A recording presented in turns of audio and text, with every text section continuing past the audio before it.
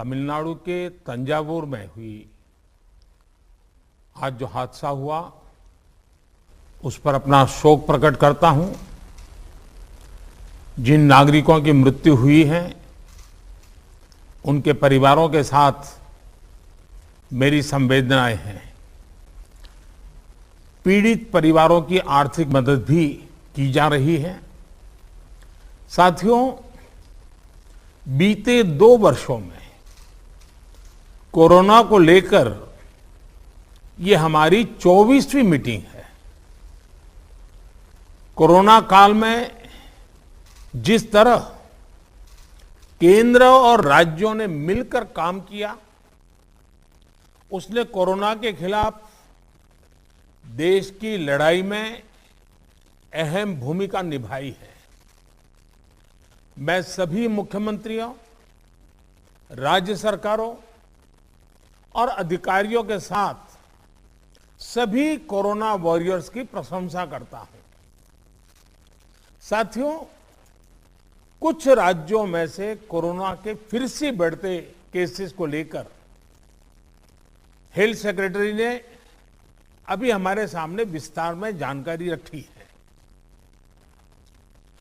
आदरणीय गृह मंत्री जी ने भी कई महत्वपूर्ण आयामों को हमारे सामने रखा है।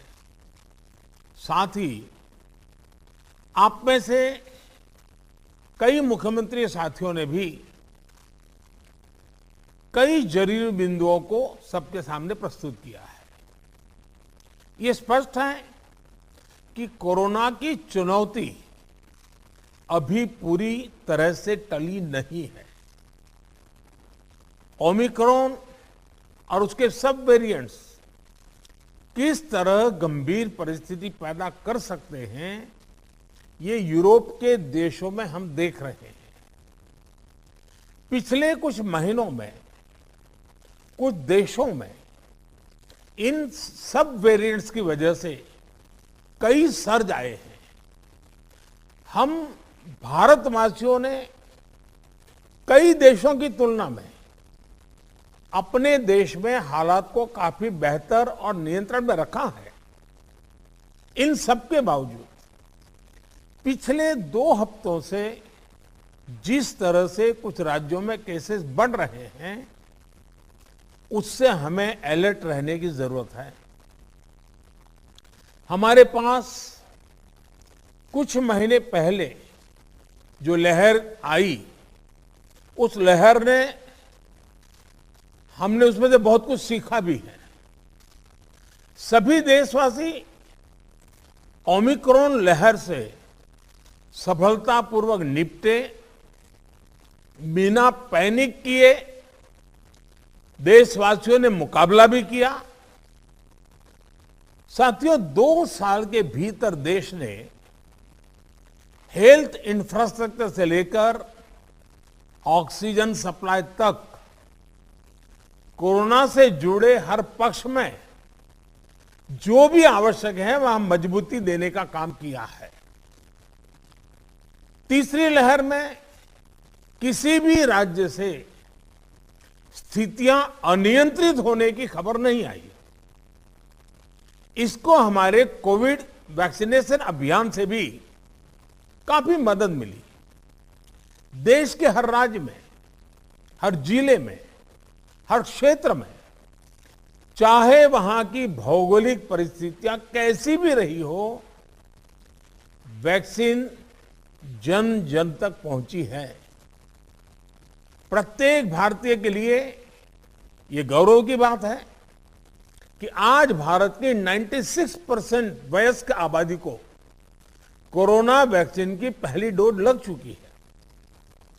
15 साल के ऊपर उम्र के करीब 85% नागरिकों को दूसरी डोज भी लग चुकी है।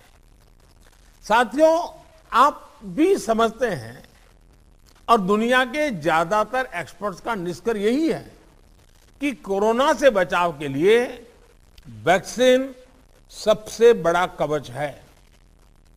हमारे देश में लंबे समय बाद स्कूल्स खुले हैं, क्लासेस शुरू हुई है। ऐसे में कोरोना केसेस के बढ़ने से कहीं ना कहीं पेरेंट्स के लिए चिंता बढ़ रही है। कुछ स्कूल्स में बच्चों के संक्रमित होने के मामले में भी कुछ न कुछ खबरें आ रही है, लेकिन संतोष का विषय है कि ज्यादा से ज्यादा बच्चों को भी वैक्सीन का कवच मिल रहा है। मार्च में हमने 12 से 14 साल के बच्चों के लिए वैक्सीनेशन शुरू कर दिया था। अभी कल ही 6 से 12 साल के बच्चों के लिए भी कोवैक्सीन टीका की परमिशन मिल गई है। सभी एलिजिबल बच्चों का जल्द से जल्द टीकाकरण यह हमारी प्राथमिकता है। इसके लिए पहले की तरह स्कूलों में विशेष अभियान भी चलाने की जरूरत होगी। टीचर्स और माता पिता इसे लेकर जागरूक रहें, हमें ये भी सुनिश्चित करना होगा। वैक्सीन सुरक्षा कवच की मजबूती के लिए देश में सभी वयस्कों के लिए प्रिकॉशन डोज भी उपलब्ध हैं। टीचर्स, पेरेंट्स और बाकी एलिजिबल लोग भी प्रिकॉशन डोज ले सकते हैं। इस तरह भी हमें उन्हें जागरूक करते रहना होगा। साथियों, तीसरी लहर के दौरान हमने हर दिन 3 लाख से ज्यादा केसेस देखे हैं। हमारे सभी राज्यों ने इन केसेस को हैंडल भी किया और बाकी सामाजिक आर्थिक गतिविधियों को भी गति दी। यही बैलेंस आगे भी हमारी स्ट्रेटेजी का हिस्सा रहना चाहिए।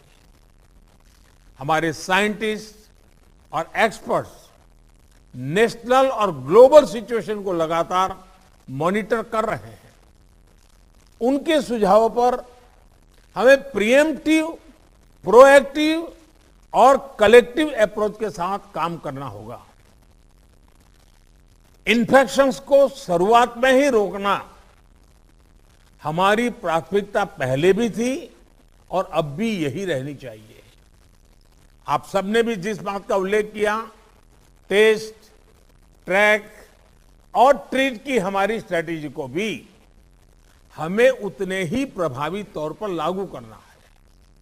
आज कोरोना की जो स्थिति है उसमें ये जरूरी है कि अस्पतालों में भर्ती मरीजों में जो हमारे गंभीर इन्फ्लुएंजा के केसेस हैं उनका 100% RT-PCR टेस्ट हो। इसमें जो भी पॉजिटिव आते हैं उनका सैंपल जीनोम सीक्वेंसिंग के लिए जरूर भेजें। इससे हम वेरिएंट की समय समय पर पहचान कर पाएंगे। साथियों, हमें सार्वजनिक स्थानों पर कोविड एप्रोप्रिएट बिहेवियर को प्रमोट करना है। साथ ही पब्लिक में पैनिक न फैले, ये भी सुनिश्चित करना है। साथियों, आज की इस चर्चा में हेल्थ इंफ्रास्ट्रक्चर को अपग्रेड करने के लिए जो काम हो रहे हैं उनकी भी बात हुई। इंफ्रास्ट्रक्चर के अपग्रेड का काम तेजी से चलता रहे, ये सुनिश्चित किया जाना चाहिए। बेड्स, वेंटिलेटर्स और PSA ऑक्सीजन प्लांट जैसी सुविधाओं के मामले में हम काफी बेहतर स्थिति में हैं, लेकिन ये सारी सुविधाएं फंक्शनल रहे, हमें ये भी सुनिश्चित करना होगा और उसको मॉनिटर किया जाए, जिम्मेवारी तय की जाए ताकि कभी जरूरत पड़े तो हमें संकट ना आए। साथ ही अगर कहीं कोई गैप है तो मैं आग्रह करूंगा कि टॉप लेवल पर उसको वेरीफाई किया जाए, उसको भरने का प्रयास हो। मेडिकल कॉलेजेस, जिला अस्पताल, इन सब में हमें अपने मेडिकल इंफ्रास्ट्रक्चर को भी स्केल अप करना है और मैन पावर को भी स्केल अप करना है। मुझे विश्वास है आपसी सहयोग और संवाद से हम कोरोना के खिलाफ लड़ाई लड़ते भी रहेंगे और रास्ते भी निकालते रहेंगे। साथियों, कोऑपरेटिव फेडरलिज्म की जिस भावना को संविधान में व्यक्त किया गया है, उस पर चलते हुए भारत ने कोरोना के खिलाफ मजबूती से ये लंबी लड़ाई लड़ी है। वैश्विक परिस्थितियों की वजह से, बाहरी कारकों की वजह से देश की आंतरिक परिस्थितियों पर जो प्रभाव होता है, केंद्र और राज्यों ने मिलकर उसका मुकाबला किया भी है और आगे भी करना ही होगा। केंद्र और राज्यों के साझा प्रयासों से ही आज देश में बड़े स्तर पर हेल्थ इंफ्रास्ट्रक्चर में सुधार हो पाया है। लेकिन साथियों, आज इस चर्चा में मैं एक और पक्ष का जिक्र करना चाहता हूं। आज की वैश्विक परिस्थितियों में भारत की अर्थव्यवस्था की मजबूती के लिए आर्थिक निर्णयों में केंद्र और राज्य सरकारों का तालमेल, उनके बीच सामंजस्य पहले से अधिक आवश्यक है। आप सभी इस बात से परिचित है कि जो युद्ध की परिस्थिति पैदा हुई है और जिस प्रकार से सप्लाई चेन प्रभावित हुई है, और ऐसे माहौल में दिनों दिन चुनौतियां बढ़ती जा रही हैं। ये संकट, वैश्विक संकट, अनेक चुनौतियां लेकर के आ रहा है। ऐसे संकट के समय में केंद्र और राज्यों के बीच तालमेल को, कोऑपरेटिव फेडरलिज्म की भावना को और बढ़ाना अनिवार्य हो गया है।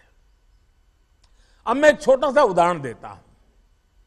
जैसे पेट्रोल डीजल की कीमतों का एक विषय हम सबके सामने है। देशवासियों पर पेट्रोल डीजल की बढ़ती कीमत का बोझ कम करने के लिए केंद्र सरकार ने एक्साइज ड्यूटी में कमी की थी। पिछले नवंबर महीने में कम की थी। केंद्र सरकार ने राज्यों से भी आग्रह किया था कि वो अपने यहां टैक्स कम करे और ये बेनिफिट नागरिकों को ट्रांसफर करे। इसके बाद कुछ राज्यों ने तो भारत सरकार की इस भावना के अनुरूप यहां टैक्स कम कर दिया, लेकिन कुछ राज्यों द्वारा अपने राज्य के लोगों को इसका कोई लाभ नहीं दिया गया। इस वजह से पेट्रोल डीजल की कीमतें इन राज्यों में अब भी दूसरों के मुकाबले कहीं ज्यादा है। ये एक तरह से इन राज्यों के लोगों के साथ अन्याय तो है ही, साथ ही पड़ोसी राज्यों को भी नुकसान पहुंचाता है। स्वाभाविक है कि जो राज्य टैक्स में कटौती करते हैं उन्हें राजस्व की हानि होती है। जैसे अगर कर्नाटका ने टैक्स में कटौती नहीं की होती तो उसे इन 6 महीनों में 5,000 करोड़ रुपए से ज्यादा का राजस्व मिलता। गुजरात ने भी टैक्स कम नहीं किया होता तो उसे भी 3,500-4 हजार करोड़ रुपए से ज्यादा का राजस्व और मिलता। लेकिन ऐसे कुछ राज्यों ने अपने नागरिकों की भलाई के लिए, अपने नागरिकों को तकलीफ न हो इसलिए अपने वेट में, टैक्स में कमी की, पॉजिटिव कदम उठाए।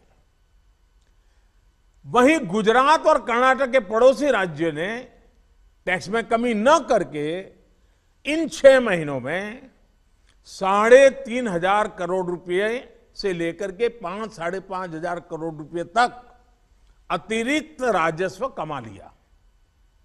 जैसा हम जानते हैं कि पिछले साल नवंबर महीने में वैट कम करने की बात की थी, सबको मैंने प्रार्थना की थी, लेकिन कई राज्य, मैं यहां किसी की आलोचना नहीं कर रहा हूं, मैं सिर्फ आपसे प्रार्थना कर रहा हूं आपके राज्य के नागरिकों की भलाई के लिए प्रार्थना कर रहा हूं। अब जैसे उस समय 6 महीने पहले कुछ राज्यों ने बात को माना, कुछ राज्यों ने नहीं माना। अब कई राज्य जैसे महाराष्ट्र, पश्चिम बंगाल, तेलंगाना, आंध्र प्रदेश, तमिलनाडु, केरला, झारखंड, किसी न किसी कारण से उन्होंने इस बात को नहीं माना और उनके राज्य को, नागरिकों को बोझ कंटिन्यू रहा। मैं इस बात में नहीं जाऊंगा कि इस दौरान इन राज्यों ने कितना रेवेन्यू कमाया, लेकिन अब आपसे मेरी प्रार्थना है कि देश हित में आप पिछले नवंबर में जो करना था, 6 महीने डिले हो चुका है, अब भी आप अपने राज्य के नागरिकों को वैट कम करके इसका बेनिफिट पहुंचाइए। आप सब जानते हैं कि भारत सरकार के पास जो रेवेन्यू आता है उसका 42% तो राज्यों के ही पास चला जाता है। मेरा सभी राज्यों से आग्रह है कि वैश्विक संकट के इस समय में कोऑपरेटिव फेडरलिज्म की भावना पर चलते हुए एक टीम के रूप में हम सब मिलकर काम करें। अब मैं कई विषय हैं, बारीकी में नहीं जा रहा हूं, जैसे फर्टिलाइजर। आज हम तो फर्टिलाइजर पर दुनिया के देशों पर डिपेंडेंट है। कितना बड़ा संकट आया है, लगातार अनेक गुना सब्सिडी बढ़ रही है। हम किसानों पर बोझ ट्रांसफर नहीं करना चाहते।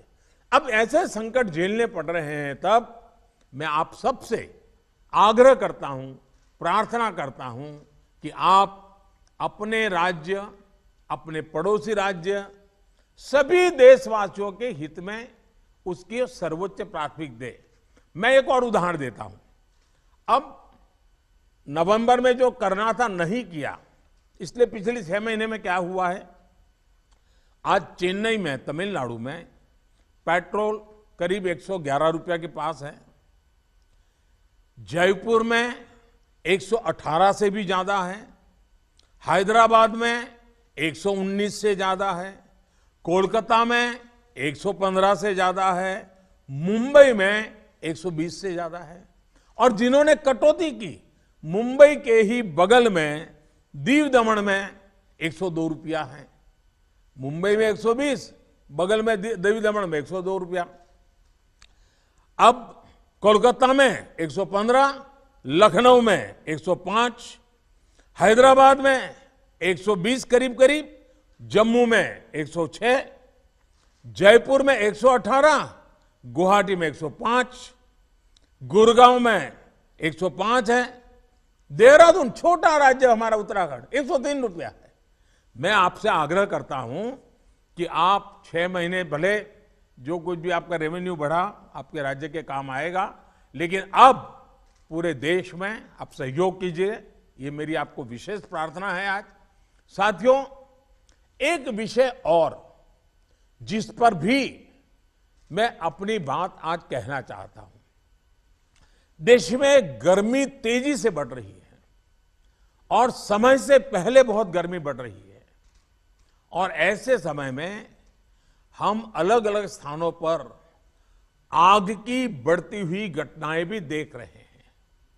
जंगलों में, महत्वपूर्ण इमारतों में, अस्पतालों में आग की कई घटनाएं बीते कुछ दिनों में हुई है।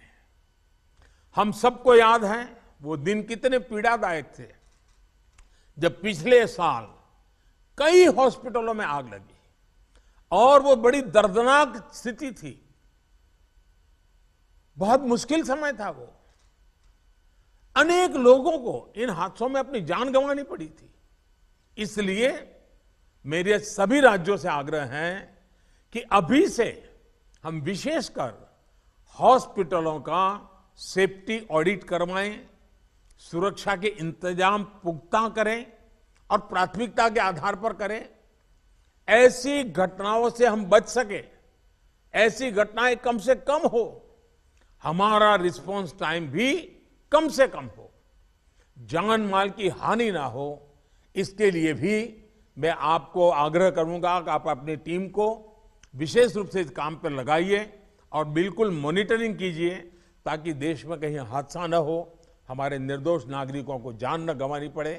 साथियों, आप सभी ने समय निकाला, इसके लिए मैं एक बार फिर आप सबका आभार व्यक्त करता हूं और हमेशा मैं आपके लिए उपलब्ध रहता हूं। कोई भी जरूरी सुझाव आपके होंगे तो मुझे अच्छा लगेगा। मैं फिर एक बार आप सबका बहुत बहुत धन्यवाद करता हूं।